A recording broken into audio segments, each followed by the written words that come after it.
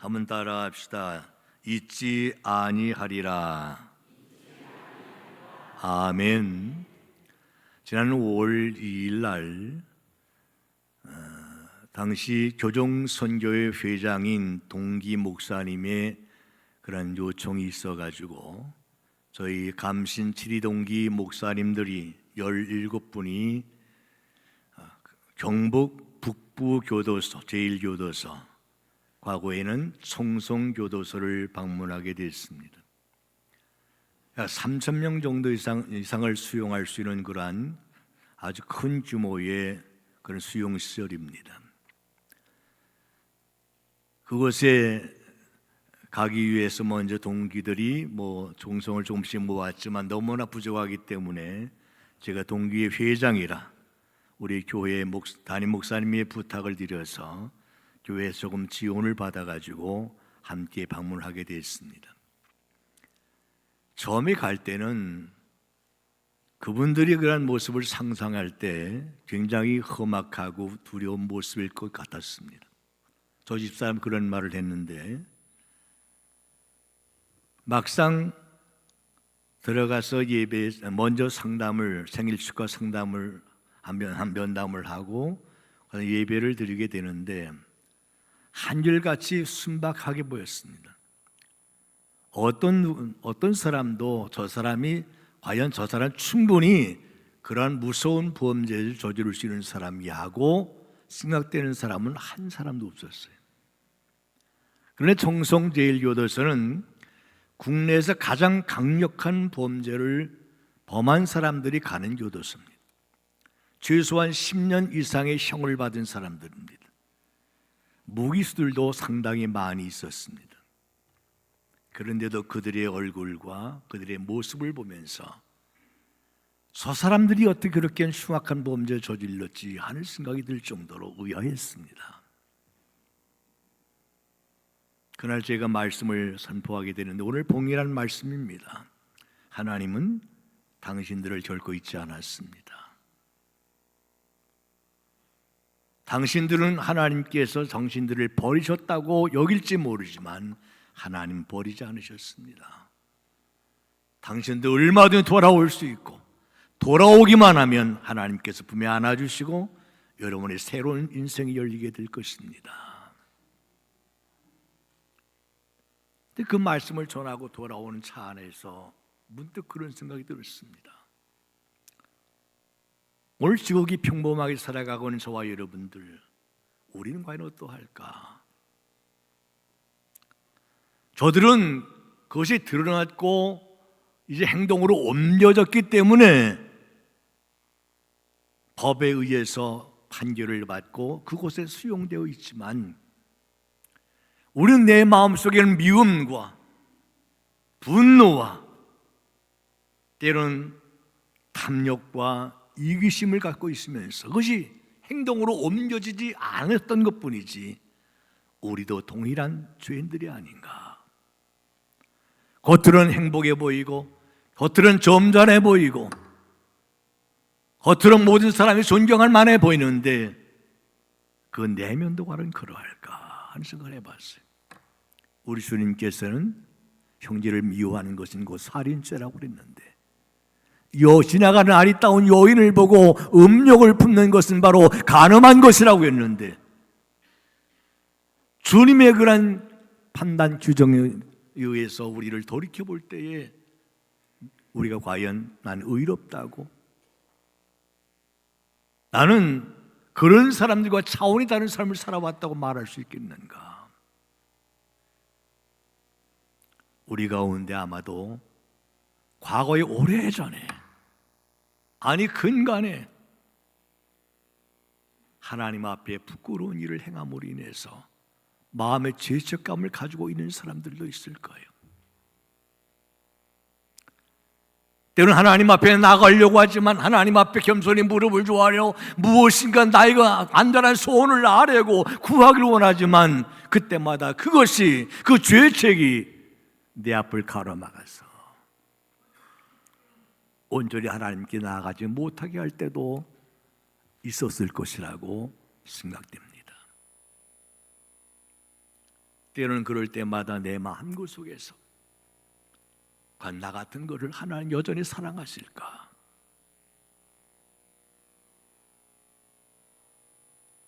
하나님을 잊어버리고 내 욕심이 끌려 살아왔던 내가 과연 하나님 앞에 당당히 서서 하나님의 은혜 안에 거할 수가 있을까?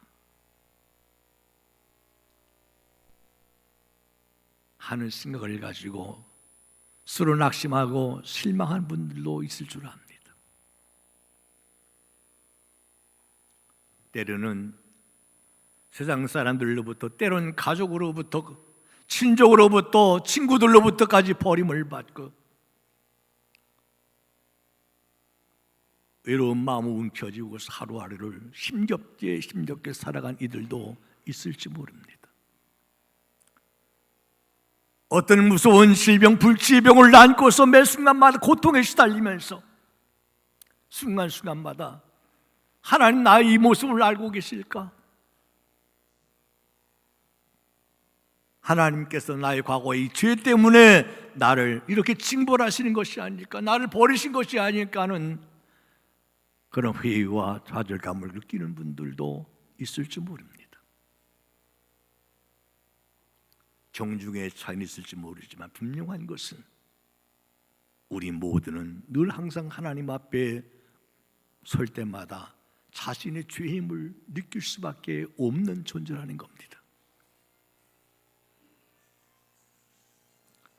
분명히 성경은 선언하기를 죄의 삭은 사망이라고 했으니 내가 죄악을 느끼고 여기에 매여 있는 한 이 죄로 말미암아 영원한 사망에 던져질 수밖에 없을 것입니다.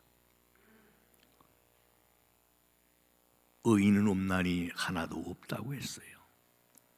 하나님 외에는 의로운 사람이 없다고 했습니다. 우리 모두는 죄인들이라는 거죠. 여기서 있는 이 목사나 앉아 계신 여러분들이나 다를 바가 없는 거지요.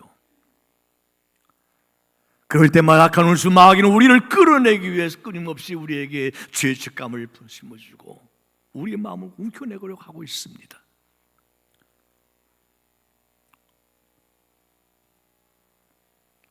나 자신의 실망이 될 때가 있잖아요.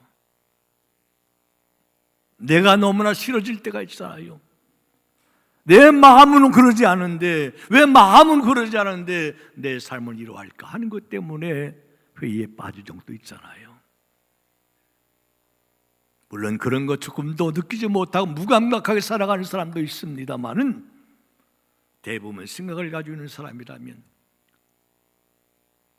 그러한 느낌을 가지고 살아가게 될 거예요. 특히 믿음의 형제 자매들은 늘 말씀을 듣잖아요. 말씀을 읽잖아요. 찬양을 드리잖아요. 기도를 드리잖아요. 그때마다 성령께서 우리에게 깨우쳐 주시잖아요. 우리의 어두운 부분을 보여주시고 우리의 죄가 무엇인지를 들추어내 주시고 우리의 어떠한 일로 가는 것이 올바른 것인가를 깨닫게 해주시잖아요. 그때마다 우리 하나님 앞에 겸손히 무릎을 조아려 친족으로 회개의 눈물 쏟을 때가 많이 있죠. 하지만 그럼에도 불구하고 다시금 재범 또 재범하다 보면 스스로가 무감각해지기도 하지만 죄에 대해서 무감각해지면서 그건 하나님으로부터 점점 멀어지는 나를 발견하게 됩니다. 오늘 본문의 말씀 봅시다. 본문의 말씀에서 시온이라는 것은 이스라엘 백성들을 가르쳐요. 그들이 말하기를 여호와께서 나를 버리시며 주께서 나를 잊으셨다 하였거니와 그랬어. 여호와 하나님 우리를 버리셨다고, 하나님이 우리를 잊어버리셨노라고 그들은 그렇게 생각했습니다. 바벨론의 포로가 돼서 기약 없이 그 포로의 삶을 살고 있는 그들은 스스로 그렇게 생각했습니다. 하나님 우리 버리셨나 보다, 잊어버리셨나 보다. 이러한 마음과 그들의 그런 하소연을 들으시고 하나님께서 이사야 선지자를 통해서 말씀하신 것, 연히 어찌 그 그 젖먹이를 잊어버릴 수가 있으며 그의 태에서 난 자식을 긍휼히 여기지 않겠느냐. 비록 그들은 잊어버릴지라도 나는 결코 그를 잊어버리지 아니할 것이라고 말씀하신 거예요. 그들은 혹시라는 단어를 붙였지요. 대부분의 여인들이 그 젖먹이를 어찌 잊어버리겠습니까마는 혹시 그런 여인들이 있을 것이다. 하지만 그럼에도 불구하고 나는 너를 잊어버리지 아니할 것이라. 제가 어렸을 때만 해도 이 말씀이 이해가 되지 않았어요. 하지만 오늘을 살다 보니까 이 말씀이 너무나 깊게 이해가 돼요. 사회면을 장식하는 것 가운데 우리가 눈살을 찌푸리는 끔찍한 일들이 있잖아요. 어린아이를 학대하거나 또 어린아이를 내어다 버리거나 때로는 어린아이를 자신의 목적을 위해 살해까지 한 일들이 일어나는 걸 보면서 하나님께서 마지막 때 이러한 일이 일어날 것을 이미 아시고 그럼에도 불구하고 난 너를 버리지 않겠노라고 말씀하신 것이구나. 다시 말해서 우리 하나님은 세상의 모든 사람이 너를 버린다고 할지라도 내 가족과 내 형제와 내 친족과 내 친지들과 이웃들이 너를 버린다고 할지라도 너를 외면한다고 할지라도 나는 결단코 너를 외면하지 아니할 것이라고 단호하게 말씀하셨다는 사실을 기억하시기를 바랍니다. 그 너가 누굽니까? 저와 여러분들입니다. 한번 따라합시다. 하나님은 나를 결단코 버리지 아니하실 것이야. 믿어지면 아멘 합시다. 하나님이 살아계시다는 사실을 믿는 사람이라면 이것 또한 우리 마음속에서 제가 믿어야 됩니다. 여러분은 혼자가 아닙니다.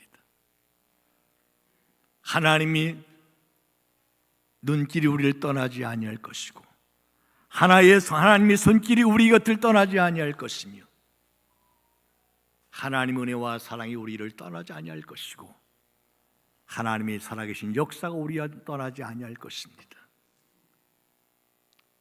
이것이 믿어진다면 우리 어떤 환경에 있었든지 어떤 상황에 있었든지 우리 흔들리지 아니할 겁니다. 우리 인간이기 때문에 나약하기 때문에 때로는 범죄에 빠질 수도 있습니다. 형제 자매를 정말 극하게 미워할 수도 있고 분노를 억제하지 못해서 고통당할 수도 있고 심한 스트레스를 당하고 또한 신경을 쓰므로 인해서 밤에 잠잠을 이루지 못하는 일들이 얼마든지 일어날 수 있습니다. 그럴 때마다 오늘 말씀을 기억하시고 묵상하십시오. 하나님 이런 나를 지금도 여전히 나와 함께 하시며 나를 바라보고 계셔. 그러면 나를 외면하지 않으실 거야.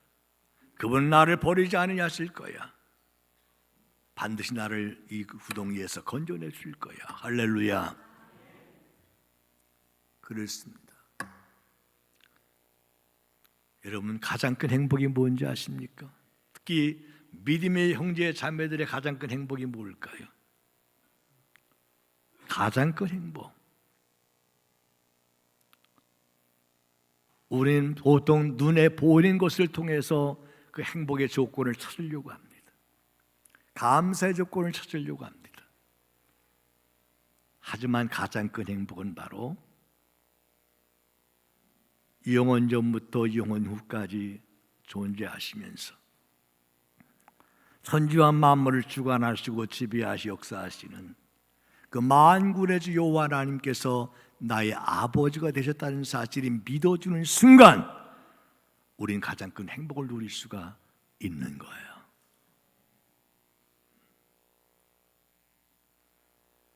순간순간마다 하나님을 느낄 수가 있고 순간순간마다 그분의 손길을 느낄 수가 있고 순간순간마다 그분의 호흡을 느낄 수가 있고 순간순간마다 그분의 사랑을 느낄 수가 있고 순간순간마다 그분의 역사하심을 볼 수가 있다면 그는 가장 큰 행복자라고 말할 수가 있습니다.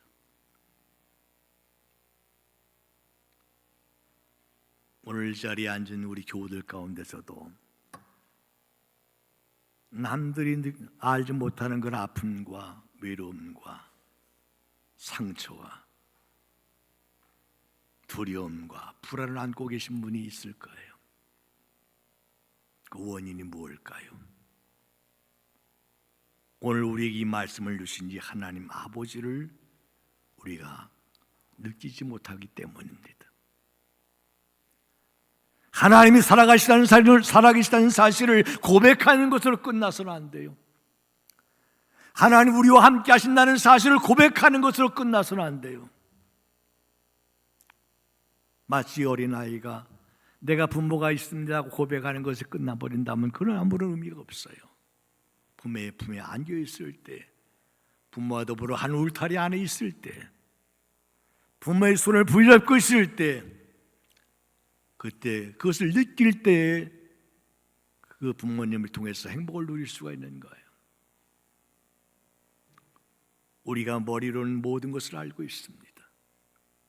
하지만 여러분, 하나님의 품에 안겨본 것을 느꼈습니까? 하나님이 강력한 당신의 오른손 나를 붙드시고 이끄신다는 사실을 느껴보셨습니까? 하나님께서 지금도 여전히 나를 사랑하시고 나를 향해서 두 팔 벌리시고 계시다는 사실을 여러분 느껴보셨습니까? 나의 삶의 순간순간마다 하나님의 손길이 미치고 있다는 그 사실을 느끼고 있었습니까? 그렇다면 여러분은 행복한 사람이에요. 하지만 머리로는 알고 있는데 여러분이 매 순간순간의 삶 속에서 이러한 사실들을 느끼지 못한다면 여러분은 참으로 불행한 사람들입니다.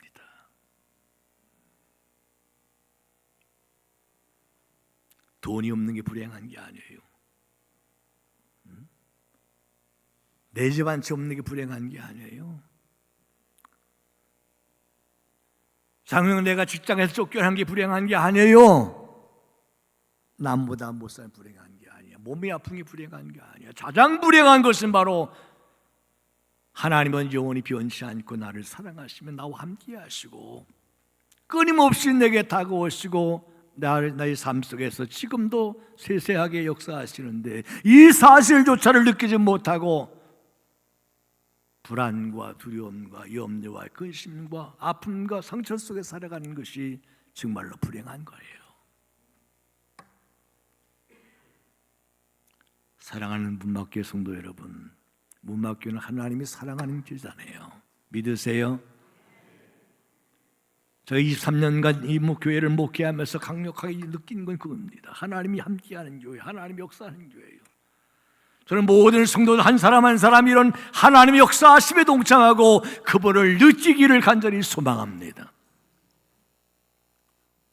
그분의 은혜 안에 거하여서, 그분의 크신 사랑 안에 거하여서 염려와 근심 다 던져버리고 늘 기쁨과 감사와 찬양의 삶을 살기를 간절히 소원합니다. 여러분, 분명히 몇 가지만 기억합시다. 늘 제가 23년 동안 외쳐왔던 게 있잖아요. 그 뭐예요? 하나님은 살아계시다. 믿으시면 아멘. 하나님은 살아계시다는 거예요. 결코 잊지 맙시다. 마치 하나님이 죽은 것처럼, 하나님이 안 계신 것처럼 살아가서는 안 돼요. 하나님은 살아계세요. 두 번째는 그분이 누구를 사랑하신다고요? 나를 지극히 사랑하신 분이라는 것, 아버지라는 것.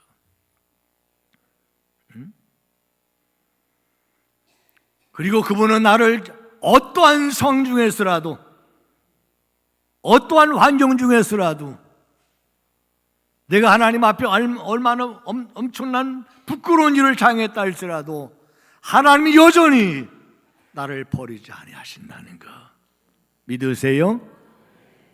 여기서 중요한 대목이 하나 있죠. 그러므로 우리는 그것이 믿어진다면 하나님께로 돌아와야 돼.